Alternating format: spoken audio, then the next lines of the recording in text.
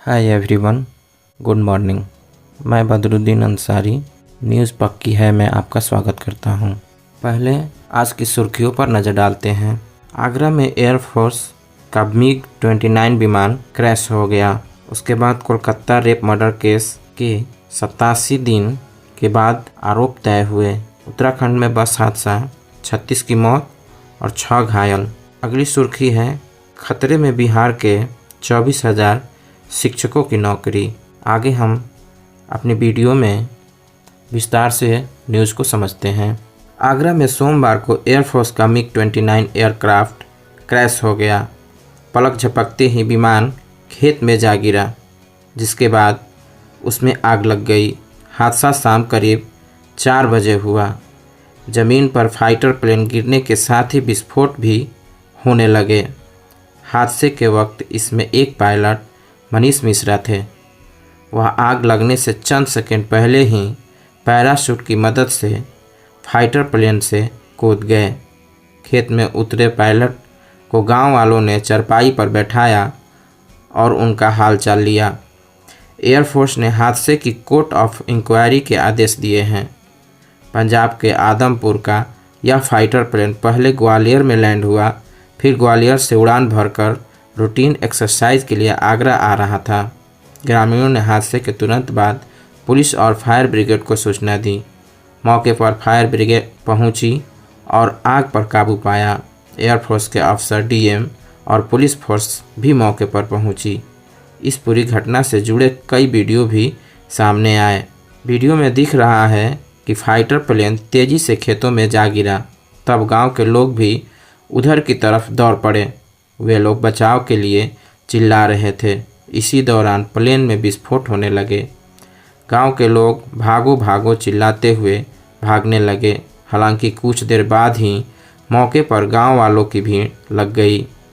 उधर आग लगने के बाद पायलट मनीष मिश्रा ने फाइटर प्लेन को बचाने की बहुत कोशिश की, लेकिन सफल नहीं हुए। इसके बाद वह इजेक्ट सिस्टम से फाइटर प्लेन से कूद गए। पायलट फाइटर प्लेन गिरने की जगह से करीब 2 किलोमीटर दूर जाकर गिरे। गांव वालों ने उन्हें धीरज दिलाया और चरपाई पर बैठाया। इसके बाद पायलट को मेडिकल चेकअप के लिए मिलिट्री हॉस्पिटल ले जाया गया। प्लेन क्रैश के बाद खेतों में करीब 1 किलोमीटर के दायरे में प्लेन के पार्ट फैले दिखे। इसमें पायलट का पैराशूट भी था। पुलिस और वायुसेना ने इन पार्ट्स को अपने कब्जे में ले लिया है। फिलहाल प्लेन का हादसा कैसे हुआ, इसको लेकर तकनीकी खामियां बताई जा रही है, लेकिन अभी इसकी आधिकारिक पुष्टि नहीं हुई है। अगली खबर कोलकाता रेप मर्डर केस के बारे में सुनिए। कोलकाता रेप मर्डर केस 87 दिन बाद आरोप तय हुए।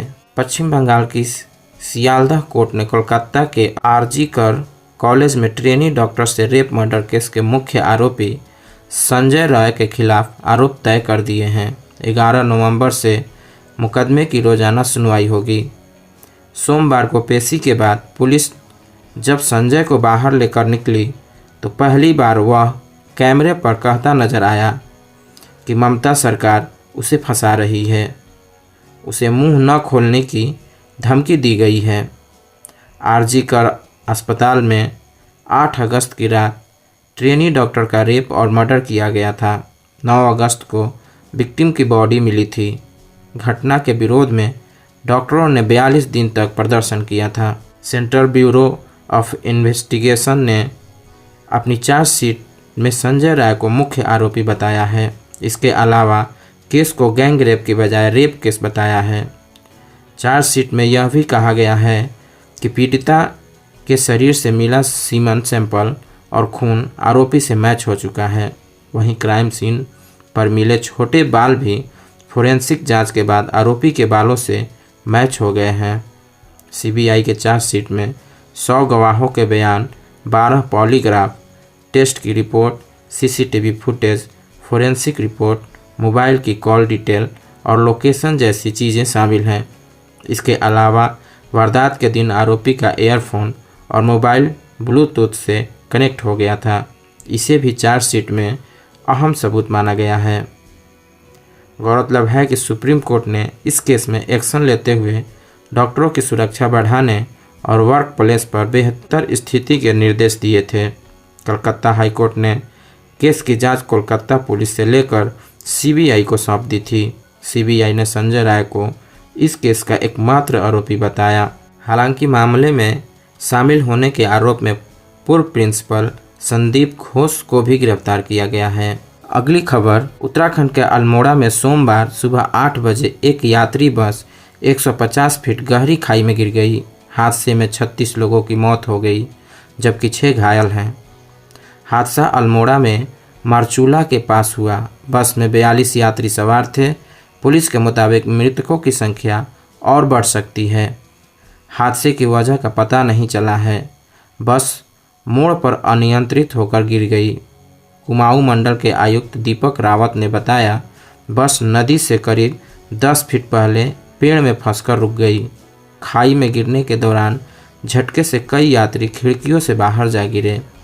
बस किनात से रामनगर जा रही थी। दिवाली की छुट्टी के बाद सोमवार को पहला वर्किंग डे था, इसलिए बस पूरी भरी हुई थी। ज़्यादातर स्थानीय लोग सवार थे। पुलिस ने बताया कि बस Garhwal Motors honours union limited की थी। शुरुआती जांच में पता चला है कि बस की हालत बेहद खराब थी। सीएम पुष्कर सिंह धामी ने मृतकों के परिजनों को 4-4 लाख और घायलों को 1-1 लाख रुपए की सहायता राशि देने का ऐलान किया है। आयुक्त कुमाऊं मंडल को घटना की मजिस्ट्रेट जांच के निर्देश दिए हैं। पौड़ी और अल्मोड़ा के एआरटीओ प्रवर्तन को सस्पेंड कर दिया गया है। घायलों को अभी रामनगर हॉस्पिटल में भर्ती कराया गया है। वहां से गंभीर घायलों को एयरलिफ्ट करके हल्द्वानी शिफ्ट किया जाएगा। कुछ घायलों को ऋषिकेश एम्स में भेजा गया है। वहीं एक्सपर्ट डॉक्टरों की एक टीम भी हेलीकॉप्टर से रामनगर हॉस्पिटल भेजी गई है। हादसे के बाद सीएम धामी और सांसद अनिल बलूनी उत्तराखंड के लिए रवाना हो गए। वह दिल्ली में भाजपा की एक बड़ी बैठक में शामिल होने के लिए गए थे। इधर कमिश्नर दीपक रावत ने बताया, 4 गंभीर घायलों को हेलीकॉप्टर से एम्स में भर्ती कराया गया है। सीएम धामी बस हादसे के करीब 9 घंटे बाद रामनगर के रामदत्त जोशी राजकीय संयुक्त चिकित्सालय पहुंचे। उन्हें भारी विरोध का सामना करना पड़ा। मरीजों के तीमारदारों ने स्थानीय युवकों के साथ मिलकर सीएम का काफिला रोक लिया। गाड़ी के आगे बैठ गए। पुलिस ने किसी तरह मुख्यमंत्री के काफिले को अस्पताल से बाहर निकाला। घायलों के परिजनों और स्थानीय लोगों का आरोप है कि हादसे के कई घंटे बाद तक स्थानीय प्रशासन घायलों को रेस्क्यू करने में नाकाम रहा। इसके बाद उनके इलाज की भी समुचित व्यवस्था नहीं की गई। अगली खबर बिहार से है। बिहार के 24,000 शिक्षकों की नौकरी दांव पे लग गई है, जिसमें लगभग 4,000 शिक्षक फर्जी पाए गए हैं। जांच के दौरान 80% शिक्षकों का सीटेट में निर्धारित अंक से कम नंबर हैं, यानी इन्हें सीटेट में 60% से कम नंबर हैं, जबकि 20% शिक्षकों ने दिव्यांग, जाति, निवास, खेल सहित अन्य प्रमाण पत्र फर्जी बनाए हैं। ऐसे में इन शिक्षकों के खिलाफ कार्रवाई की तैयारी की जा रही है। इसके साथ ही फर्जी शिक्षकों से सरकार दिए गए वेतन की भी वसूली करेगी। बिहार में लगभग 24,000 शिक्षकों की नौकरी खतरे में है। पहली जांच में उनके 1 से अधिक प्रमाण पत्र फर्जी पाए गए हैं। अब दूसरी बार फिर से जांच होगी। इस दौरान भी यदि प्रमाण पत्र के बारे में कोई रिकॉर्ड नहीं मिलता है तो उनको बर्खास्त करने के बाद कानूनी कार्रवाई की जाएगी। हालांकि सक्षमता परीक्षा पास अभ्यर्थियों के काउंसलिंग के दौरान पहले चरण में ही 96 शिक्षकों की मार्कशीट फर्जी थी, जिनके खिलाफ कार्रवाई की गई है। गौरतलब है कि सक्षमता परीक्षा पास 1,87,000 अभ्यर्थियों की 1 अगस्त से 13 सितंबर तक काउंसलिंग की गई थी। इस दौरान 42,000 शिक्षकों की कई कारणों से काउंसलिंग नहीं हुई, जबकि 3,000 से अधिक शिक्षक काउंसलिंग में अनुपस्थित थे। 42,000 में 10,000 से अधिक शिक्षकों का बायोमेट्रिक सत्यापन नहीं हो सका है। हालांकि जिन अभ्यर्थियों की काउंसलिंग नहीं हुई है उनको छठ के बाद फिर से मौका मिलेगा। सीतामढ़ी में जांच के दौरान नियोजित 7 शिक्षक फर्जी पाए गए हैं, जिनके खिलाफ जालसाजी, सबूत को छिपाने सहित अन्य मामलों में केस किया गया है। 7 फर्जी शिक्षकों में 5 महिला हैं। जानकारी के मुताबिक शिक्षकों की मार्कशीट जांच के दौरान संदिग्ध पाई गई थी। इस दौरान जिला शिक्षा पदाधिकारी ने उन्हें वास्तविक कागज सौंपने का निर्देश दिया था, लेकिन कई बार रिमाइंडर के बाद भी संबंधित कागज विभाग को नहीं सौंपा।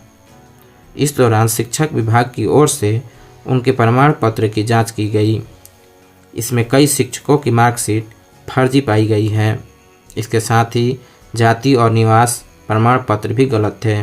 सक्षमता परीक्षा पास शिक्षकों की काउंसलिंग हो चुकी है। इसके बाद जिन शिक्षकों की मार्कशीट संदिग्ध है उनकी जांच संबंधित विश्वविद्यालयों से जांच कराई जा रही है। इसके लिए शिक्षा विभाग ने संबंधित विश्वविद्यालयों के प्रशासनिक अधिकारियों को शिक्षकों की मार्कशीट भेजी है। इसके साथ ही उनके काम की डिटेल भी मांगी जा रही है, जिसके शिक्षकों द्वारा दिए गए अनुभव प्रमाण पत्र की भी जांच हो।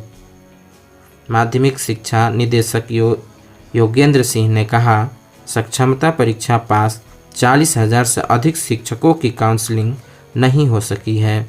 नवंबर में छूटे हुए अभ्यर्थियों की काउंसलिंग की संभावना है। काउंसलिंग में कई शिक्षकों की मार्कशीट संदिग्ध मिली है। सरकारी स्कूलों के शिक्षकों के होने वाले ट्रांसफ़र पोस्टिंग के बाद उनका सत्यापन किया जाएगा। इस दौरान शिक्षकों की मार्कशीट, फोटो, निवास, जाति प्रमाण पत्र, बायोमेट्रिक ऑथेंटिकेशन आधारित आधार कार्ड का सत्यापन, थंब इम्प्रेशन की जांच होगी। सभी रिकॉर्ड सर्विस बुक में दर्ज होंगे। डिजिटल सर्विस बुक बनने के बाद रिकॉर्ड ऑनलाइन कर दिए जाएंगे। शिक्षक जहां काम करेंगे संबंधित अफसर तत्काल जांच कर सकेंगे। आज की न्यूज़ में बस इतना ही। हमें दीजिए इजाज़त। धन्यवाद।